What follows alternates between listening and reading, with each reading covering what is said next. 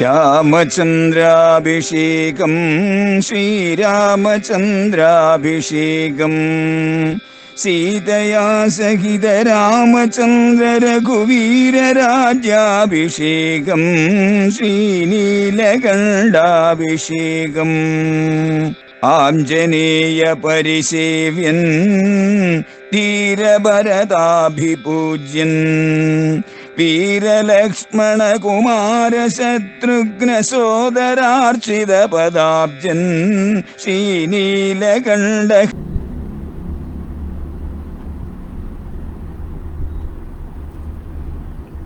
നമസ്കാരം പ്രിയമുള്ളവരെ, ഇത് രാമായണ മാസം വാൽമീകി രാമായണ ചർച്ചയുടെ 3-ാം ദിവസമാണ് ഇന്ന്. ഗുരുവിന്റെ അനുഗ്രഹത്തോടു കൂടിയിട്ട് നമുക്കെല്ലാവർക്കും വാൽമീകി രാമായണ ചർച്ചയിലേക്ക് പ്രവേശിക്കാം. ആദ്യമേ തന്നെ എൻ്റെ സർവസങ്കല്പങ്ങളും ഭാരതീയ ആചാര്യ പരമ്പരയുടെ പാദപങ്കജങ്ങളിലും വാഗ്ദേവതയും ശക്തിസ്വരൂപിണിയുമായ അമ്മയുടെ പാദപത്മങ്ങളിലും എൻ്റെ ഗുരുനാഥനായ ജഗദ്ഗുരു സ്വാമി സത്യാനന്ദ സരസ്വതി തൃപ്പാദങ്ങളിലും എൻ്റെ പരമഗുരുവായ ബ്രഹ്മശ്രീ നീലകണ്ഠ ഗുരുപാദരുടെ പാദപങ്കജങ്ങളിലും നിങ്ങൾ ഓരോരുത്തരുടെയും ഹൃദയത്തിൽ കുടികൊള്ളുന്ന സ്വന്തം ഗുരുവിന്റെ പാദപത്മങ്ങളിലും ആ ധന്യമായ സങ്കല്പം കൊണ്ട് പവിത്രമായിരിക്കുന്ന നിങ്ങളുടെ ഹൃദയങ്ങളിലും ശ്രീരാമ സീത ആഞ്ജനേയ മഹാപ്രഭുവിന്റെ പാദപത്മങ്ങളിലും പൂജാപുഷ്പങ്ങളെന്നോണം സമർപ്പിച്ചുകൊള്ളട്ടെ. ജയ് സീതാറാം. വാൽമീകി രാമായണ ചർച്ചയുടെ 3-ാം ദിവസം. വാൽമീകി രാമായണത്തിലെ അയോധ്യാകാന്ഡത്തിലുള്ള 59 സർഗങ്ങൾ നമ്മൾ പരിചയിച്ചു കഴിഞ്ഞു. അതിലെ ആദ്യമുള്ളതായ സർഗങ്ങൾ മുഴുവൻ നമ്മൾ കഴിഞ്ഞ വർഷം നമ്മുടെ ഇതേ പ്രകാരത്തിലുള്ള കർക്കിടക മാസത്തിലെ രാമായണ മാസ ചർച്ചയിൽ നാം പരിചയിച്ചതാണ്. അതിൻ്റെ തുടർച്ചയായിട്ട് നാം ഈ വർഷം 2 ദിവസം മുമ്പ് തൊട്ട് ആരംഭിച്ചു. ശ്രീരാമചന്ദ്ര മഹാപ്രഭു ചിത്രകൂടത്തിലെത്തിയിട്ട് പത്നിയോടും ലക്ഷ്മണനോടുമൊപ്പം ചിത്രകൂടത്തിൽ സസന്തോഷം വസിക്കുന്ന സമയം വരെയാണ് കഴിഞ്ഞ വർഷം നമ്മൾ ചർച്ച ചെയ്തത്. അതിനെ തുടർന്നുള്ളതായ സംഭവങ്ങളാണ് ഇപ്പോൾ നമ്മുടെ ചർച്ചയുടെ പഠനത്തിന്റെ വിഷയം.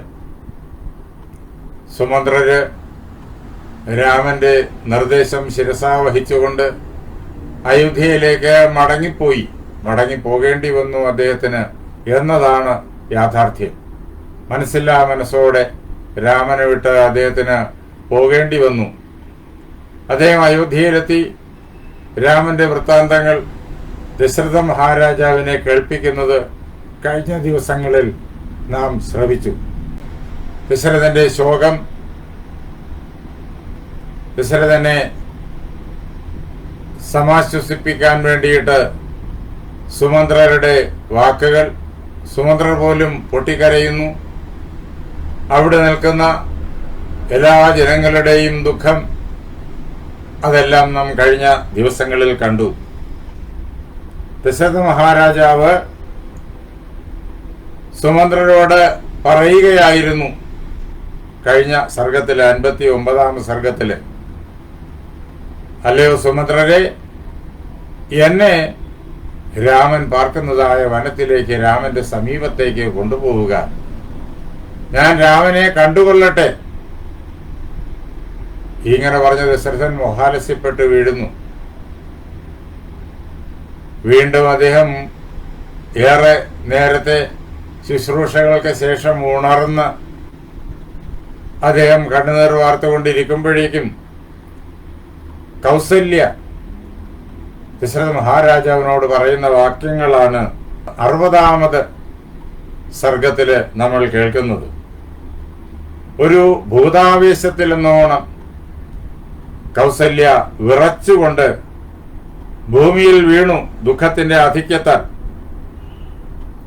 അത് കഴിഞ്ഞിട്ട് അതിൽ നിന്ന് ഉണർന്നതിന് ശേഷം കൗസല്യ സൂതമബ്രവീത്, ദേവി കൗസല്യ സുമന്ത്രരോട് പറഞ്ഞു, നയമാം എത്ര കാകുത്സ്ഥ സീത എത്ര ച ലക്ഷ്മണ താൻ വിനാ ക്ഷണമപ്യദ്യ ജീവിതം നൊസഹേഹം. കൗസല്യ സുമന്ത്രരോട് പറയാണ്, എന്നെയും രാമസമീപത്തേക്ക് കൊണ്ടുപോവുക. എവിടെയാണോ ശ്രീരാമചന്ദ്രൻ വസിക്കുന്നത് അവിടേക്ക് എന്നെ കൊണ്ടുപോവുക. അതേപോലെ തന്നെ സീതാദേവി ഏത് കാട്ടിലാണോ വസിക്കുന്നത് അവിടേക്ക് എന്നെ കൊണ്ടുപോവുക. ലക്ഷ്മണകുമാരൻ എവിടെയാണോ വസിക്കുന്നത് അവിടെ കൊണ്ടുപോവുക. എന്തുകൊണ്ടെന്നാൽ അവരോടൊപ്പം കഴിയുമ്പോഴേക്കും ഞാൻ അങ്ങേയറ്റം ആനന്ദവതിയാണ്. എന്നാൽ അവരെ പിരിഞ്ഞു കഴിഞ്ഞാലോ എന്റെ ദുഃഖത്തിന് ഒരു അതിരുമുണ്ടാവുകയില്ല. അവരെ പിരിഞ്ഞിട്ട് ഒരു ക്ഷണം പോലും ജീവിക്കാനുള്ളതായ ശേഷി എനിക്കില്ല. അതുകൊണ്ടല്ലയോ സുമന്ത്രരെ, അങ്ങ് എന്നെ രാമസമീപത്തേക്ക്, സീതാ സമീപത്തേക്ക്, ലക്ഷ്മണ സമീപത്തേക്ക് കൂട്ടിക്കൊണ്ടുപോയാലും. ഇനി അങ്ങ് അങ്ങയുടെ രഥത്തെ, കാനനത്തിലേക്ക് ഇങ്ങോട്ട് വന്ന ആ രഥത്തെ തിരിച്ച് കാനനത്തിലേക്ക് പോകാൻ പാകത്തിന് നിർത്തുക, തിരിച്ചു നിർത്തുക. നിവർത്തയ രഥം ശീഘ്രം ദണ്ഡകാൻ നയമാമപി. വളരെ വേഗത്തിൽ തന്നെ, ഇനി കാലം തെല്ലും വൈകിയ പാടില്ല. ആ രഥത്തെ തിരിച്ചു നിർത്തുക. ആ രഥത്തെ എന്നെയും കൊണ്ട് അങ്ങ് കാനനത്തിലേക്ക് നയിക്കുക. അങ്ങനെ എന്നെ ദണ്ഡകത്തിലേക്ക്, ദണ്ഡകാരണ്യത്തിലേക്ക്, കൊടിയ കാട്ടിനുള്ളിലേക്ക്, രാമൻ പാർക്കുന്നിടത്തേക്ക് എന്നെ നയിക്കുക. ഞാൻ അവിടെ എത്തിച്ചേരാൻ ആഗ്രഹിക്കുന്നു. ഇനി അവിടേക്ക് എനിക്ക് പോകാൻ സാധിക്കുന്നില്ലെങ്കിലോ, എന്നെ കൊണ്ടുപോകുന്നില്ലെങ്കിലോ, രാമൻ, ലക്ഷ്മണ, സീത ആ 3 പേരെയും എനിക്ക് കാണാൻ സാധിക്കുന്നില്ലെങ്കിലോ, ഗമിഷ്യാമി യമക്ഷയം. പിന്നെ ഈ പ്രാണൻ കൗസല്യ ശരീരത്തിൽ നിലനിൽക്കില്ല എന്ന് കൗസല്യ എല്ലാവരും കേൾക്കവേ സുമന്ത്രരോട് പറയുന്നു, പ്രാണൻ യമപുരിയിലേക്ക് പോകും. ഇങ്ങനെ കൗസല്യ ഭൂതാവേശത്തിൽ എന്ന പോലെ വിറച്ചുകൊണ്ട് സുമന്ത്രരോട് എല്ലാവരും കേൾക്കെ ഉറക്കെ പ്രാർത്ഥിക്കുന്ന അവസരത്തില് സുമന്ത്രര് വളരെയേറെ സ്നേഹത്തോടുകൂടി അദ്ദേഹം കൈകൾ കൂപ്പിക്കൊണ്ട്, പ്രാഞ്ജലിരബ്രവീത്, കൈകൾ കൂപ്പിക്കൊണ്ട് കൗസല്യയെ സമാധാനിപ്പിക്കാൻ വേണ്ടിയിട്ട് കൗസല്യയോട് ഇങ്ങനെ അദ്ദേഹം പറഞ്ഞു തുടങ്ങി. സുമന്ത്രർ അങ്ങേയറ്റം വേദനിക്കുകയാണ്. പക്ഷെ എങ്കിലും അദ്ദേഹം സൂര്യവംശജരുടെ മന്ത്രിയാണ്, ദശരഥന്റെ മന്ത്രിയും തേരാളിയുമാണ്. സൂര്യവംശത്തിന് വിപത്ത് വരുന്ന അവസരത്തിലെല്ലാം ആ വിപത്തിനെ ദൂരീകരിക്കാൻ മുന്നിൽ നിൽക്കേണ്ടയാളാണ്.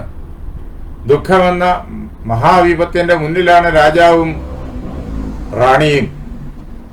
ആ അവസരത്തിൽ സുമന്ത്രർക്ക് ദുഃഖിക്കാനുള്ള അവകാശമില്ല. ദുഃഖം അദ്ദേഹത്തെ വല്ലാതെ പിടിച്ചുലയ്ക്കുന്നു.